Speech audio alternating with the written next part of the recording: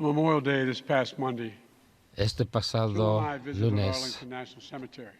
mi esposa y yo visitamos el cementerio. Como estuvimos ahí, vimos cruces y cruces y cruces con más y más emblemas de creencia, reconociendo a los que sufrieron y dieron su vida en el mundo. Antes de eso visitamos a Uvalde en Texas, enfrente de la escuela primaria Robb. Estuvimos delante de 21 cruces de niños de tercer, cuarto y quinto grado y 2 maestras. Y con los nombres en cada cruz y cerca una foto que Jill y yo tocamos. Víctimas inocentes, asesinados en una clase que se convirtió en un campo de batalla. En ese pueblo pequeño, como en tantas otras comunidades en Estados Unidos, no conseguía pensar que hay demasiados colegios, demasiadas escuelas que pueden ser campos de batallas, mataderos, aquí en Estados Unidos. Estuvimos en un sitio similar 12 días antes, en un supermercado en Buffalo, Nueva York, con 10 conciudadanos, un padre, un esposo, un hermano, un tío, un hijo, que se nos fueron para siempre. En ambos lugares estuvimos horas y horas con miembros de familia cuyos sueños y vidas han sido rotos, con un mensaje para todos. Hagan algo, por favor, hagan algo. Por lo que más quieran, hagan algo. Después de Columbine, de Sandy Hook, de Charleston, de Orlando, de Las Vegas, de Parkland, nada se ha hecho. Esta vez no dejemos que siga así. Hagamos algo. El problema que tenemos es uno de conciencia y de sentido común. Para tantos de ustedes en sus casas, que quede claro. Esto no es una cuestión de quitarle las armas a alguien. No se trata de hacer que los que tienen armas sean los malos de la película. De hecho, deberíamos tratar a cada poseedor y dueño de un arma como persona responsable. Respeto a la cultura y la tradición y las preocupaciones de los que tienen armas de forma legítima. Pero al mismo tiempo, la segunda enmienda, como todos los demás derechos, no es algo absoluto. El juez del Tribunal Supremo, Scalia, escribió que el derecho a la segunda enmienda no es algo sin límites. No es algo sin límites. Nunca lo ha sido. Siempre ha habido límites sobre el tipo de armas que se podía llevar en Estados Unidos. Por ejemplo, ametralladoras son objeto de regulación federal desde hace 90 años. Y sigue esto siendo un país libre. No se trata de quitarle los derechos a nadie, se trata de proteger a los niños, se trata de proteger a las familias, se trata de proteger a comunidades enteras, de proteger nuestras libertades, la de ir a la escuela, a un supermercado, a una iglesia y de no acabar tiroteado. Según nueva información que conseguimos de los Centros por Control de Enfermedades, las armas son el asesino número 1 de los niños en Estados Unidos. La causa número 1, más que accidentes de tráfico, más que cáncer. En las últimas 2 décadas, más niños en las escuelas fallecieron por culpa de las armas que los de los miembros de Fuerzas Armadas y de Fuerzas Policiales combinados. Más niños fallecieron que soldados y policías que murieron por culpa de armas.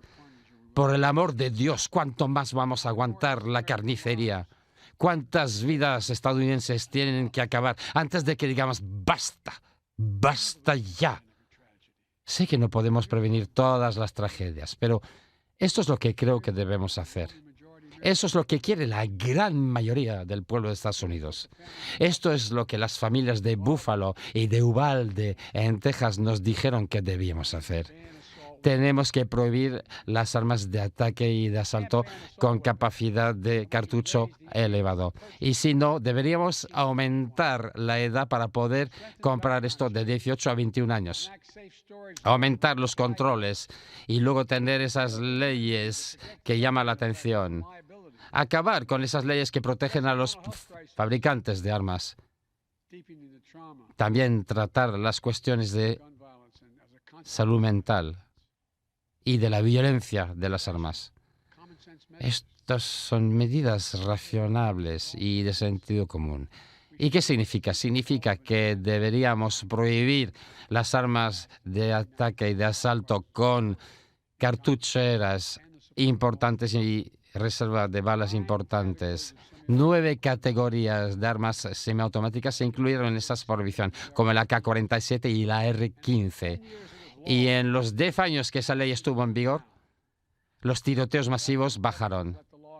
Pero después de que los republicanos dejaron que esa ley no se renovara, esas armas se volvieron a vender y los tiroteos en masa triplicaron.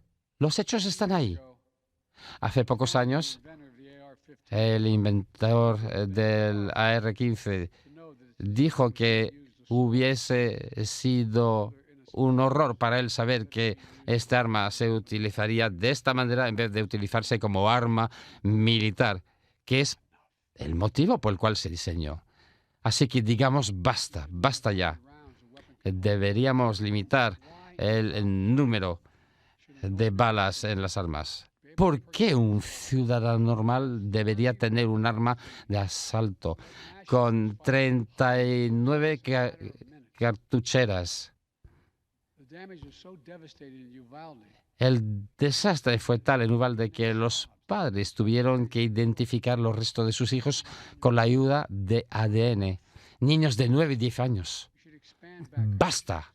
Deberíamos ampliar las comprobaciones de antecedentes para que los criminales, los fugitivos, las personas inadecuadas tengan esas armas. La mayoría del pueblo, incluso los que tienen armas legítimamente, están de acuerdo en esto.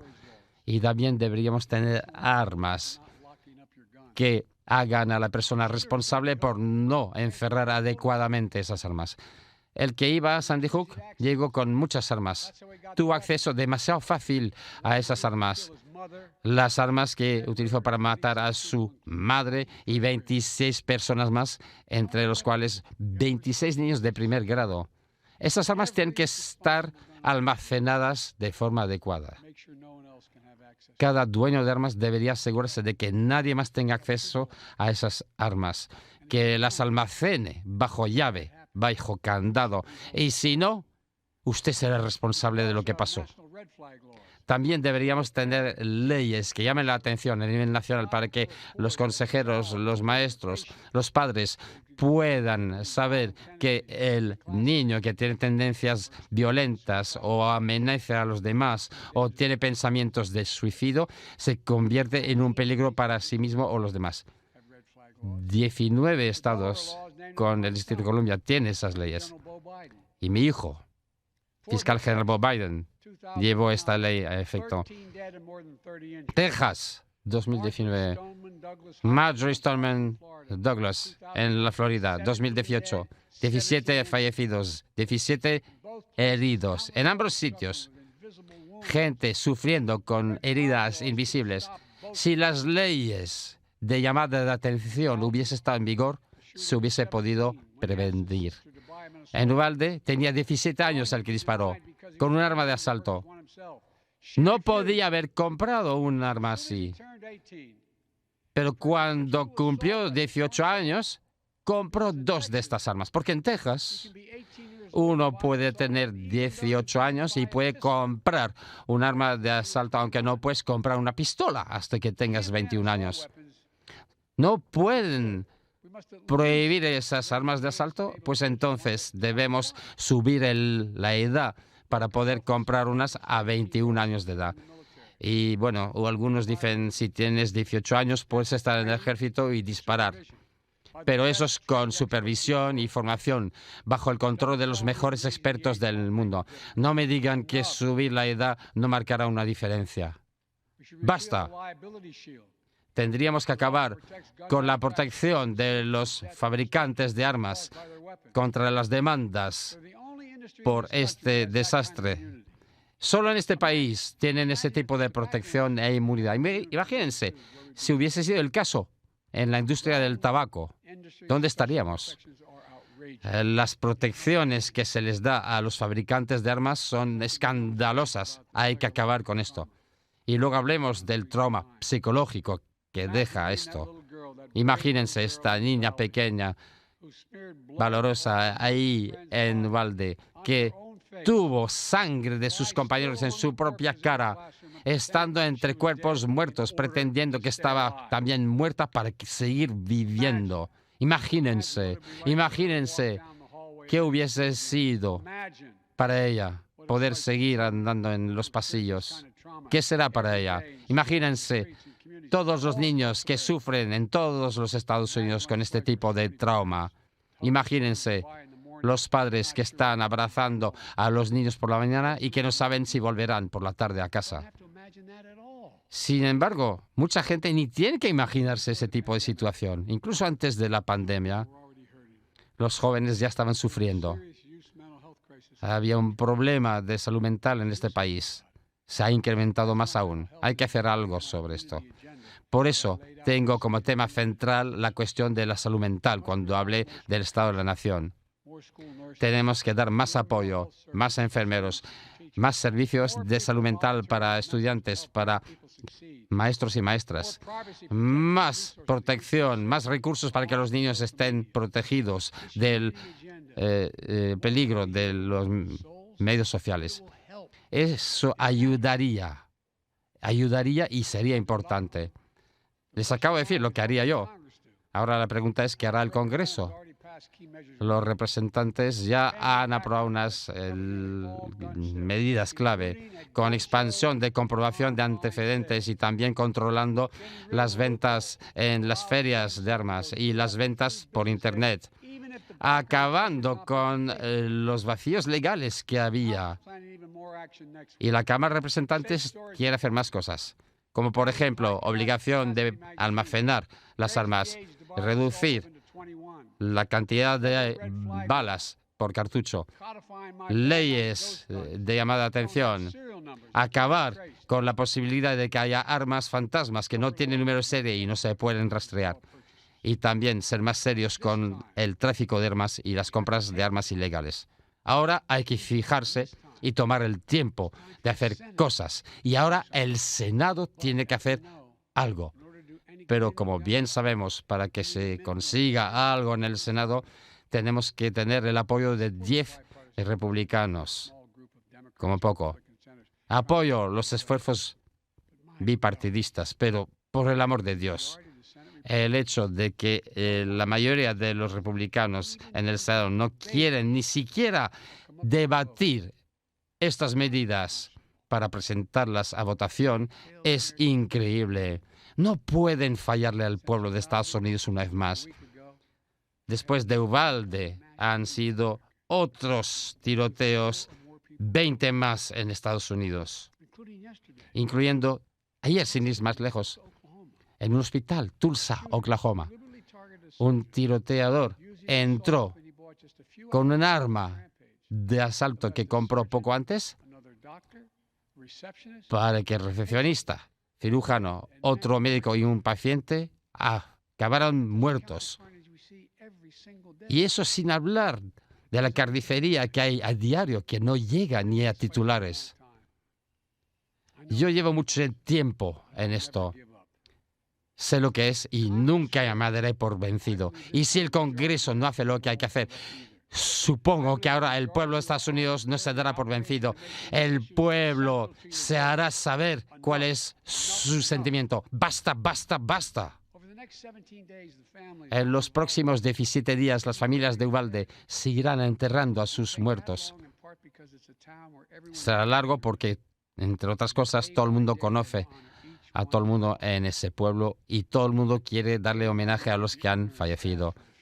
Yo me encontré con la persona de la funeraria diciéndole, tienes que ser muy fuerte para esto. Y el pueblo de Uvalde está de luto para estos próximos 17 años. Pero nosotros, ¿qué haremos en los días estos? Jill y yo nos encontramos con el esposo de la maestra que falleció y la familia. Falleció ahora el esposo de la maestra y hay huérfanos. ¿Qué se puede decir a estos niños, a estos sobrinos, a estos hermanos? Es un momento que realmente me partió el corazón. Y yo les dije, aguanten, aguanten. Después de estar en esa escuela, estuvimos en misas en la iglesia católica y todos estaban ahí apoyándose, abrazándose. Mientras el arzobispo Gustavo hablaba, quería que los niños se acercaran al altar para sentarse con él. Mientras él hablaba, no había bastante sitio, así que una madre y su hijo se sentaron al lado de Jill y yo, y saliendo de esa iglesia, la abuela que acababa de perder a su nieta me pasó una carta que decía: borremos la línea invisible que divide este país para que haya una solución y reparemos lo que está roto y cambiar las cosas para que esto no vuelva a suceder. Fin de citación. Mis queridos compatriotas, basta, basta, tenemos que hacer lo que nos corresponde. Tenemos que hacer algo para los niños que desaparecieron, para esta nación que amamos. Escuchemos esa llamada. Ha llegado el momento para finalmente hacer algo. Que Dios bendiga a las familias que están sufriendo. Que Dios les bendiga a todos ustedes. Desde el 91 Salmo. Súbanse a las alas del águila para que luzca el sol y estén en la palma de la mano de Él. Esto es lo que yo les deseo. Que Dios les bendiga a todos.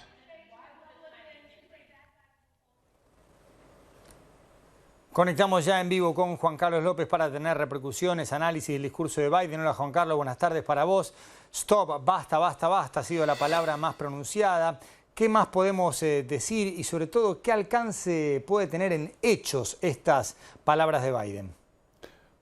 Con las buenas noches, Juan Pablo, pues hay mucha presión y es que si simplemente se le pone atención a las cifras presentadas por el presidente Biden, las habíamos estado reportando, desde la masacre de Uvalde del 24 de mayo, ese día fueron 21 personas, ha habido más de 20 tiroteos adicionales, más de 100 muertos en esos tiroteos. Solo hoy hubo un tiroteo en Wisconsin, en un cementerio en Racine, mientras una familia estaba sepultando a uno de sus integrantes que falleció de un tiroteo. Esa es la situación que vive Estados Unidos, la epidemia por armas de fuego, y se refería el presidente Biden a medidas que existen en algunos estados, 19 de ellos, y que está estudiando el Congreso. Existen leyes, por ejemplo, en inglés de red flag, de bandera roja, o son leyes de alerta. Si alguna persona da señales que pueden preocupar a las autoridades, son llevadas ante un juez y les retiran las armas. La edad de venta de armas, decía el presidente Biden, en Texas, a los 18 años no se puede comprar un revólver o una pistola, pero se puede comprar un rifle semiautomático. Decía, esas leyes deben cambiar. Florida ya tiene esa ley en vigor. Después de la masacre de Parkland de 2018, cambiaron la ley y en Florida se debe tener 21 años para poder comprar un arma de fuego. Solo hay una excepción para los mayores de 18 años, entre 18 y 21, que trabajen para la policía o para el servicio carcelario. Pero en Florida, un estado republicano, controlado por los republicanos, son 21 años y existen este tipo de leyes que toman medidas preventivas para cuando una persona se considera puede ser un peligro con las armas. Entonces es unificar, y decía en la Cámara de Representantes, que es de mayoría demócrata, puede pasar este tipo de ley, pero la duda está en el Senado porque hay mucha presión del grupo de influencia, el lobby, como se le conoce aquí, de las armas, que tiene una presencia importante y que aboga en contra de este tipo de medidas, Juan Pablo. Pero sí, es una situación crítica. Mencionaba el presidente Biden ayer por la tarde un individuo molesto, de acuerdo con la versión inicial, porque un doctor lo había operado de la espalda y seguía con dolor en la espalda, compró un rifle de asalto ayer mismo y con ese rifle asesinó al doctor, a otra doctora, a una recepcionista y a un paciente. Lo que se vio en Estados Unidos es, Juan Pablo, una situación crítica. Esta no es una cuestión de sacar armas, respeto el derecho de los portadores responsables, pero la segunda enmienda no es absoluta, no avala cualquier tipo de arma. Tienen que hacer algo, el llamado a los miembros del Senado, y si no, espero que la gente salga a votar y haga de el control de armas un tema central, además de los datos. Estados Unidos es un país federal. En el Senado, por supuesto, la situación está muy repartida. Podría desempatar a Kamala Harris. Más allá de las palabras de Biden, una situación de urgencia y de emergencia, ¿se puede pasar del basta a reales acciones? ¿Qué margen tiene Biden para seguir pidiendo? ¿Y cuál es la realidad del sistema político institucional de Estados Unidos hoy para esperar algún cambio? Hubo una prohibición de los rifles semiautomáticos, como el tipo del AR-15, que es la versión civil del fusil que utilizan las fuerzas militares de Estados Unidos. ¿Por qué lo digo? Porque del gobierno de Clinton durante 10 años estuvieron prohibidas, hubo ese consenso, pero terminado el gobierno de Clinton, estábamos en el gobierno de Bush, esa prohibición no fue renovada. Hay mucho dinero detrás de esto, Juan Pablo. Son armas que le dan ganancias muy importantes a los fabricantes y por eso hay una inversión importante en campañas políticas, en respaldar a candidatos y en el argumento de la segunda enmienda, que es una enmienda de la Constitución que establece que puede haber milicias bien reguladas, pero la interpretación que se ha hecho a través de la historia es que garantiza el porte de armas. Es un tema muy complejo porque hay mucho dinero de por medio. La Cámara lo puede aprobar, como decía. La pregunta es si en el Senado y ya hay oposición, aunque la presión parece ser más fuerte. Veíamos, por ejemplo, tras la masacre en Uvalde la semana pasada, inicialmente no hubo mayor respuesta de cambios, pero después el líder de la minoría en el Senado dijo que había que hablar sobre medidas posibles que pueden estudiar. Pero desde entonces tenemos 20 tiroteos violentos. Tenemos uno ayer, otro hoy. La situación seguramente no va a terminar y esa presión política puede terminar ejerciendo algún tipo de influencia sobre los intereses de estos políticos que están concentrados en ganar la reelección cuando se presenten en noviembre.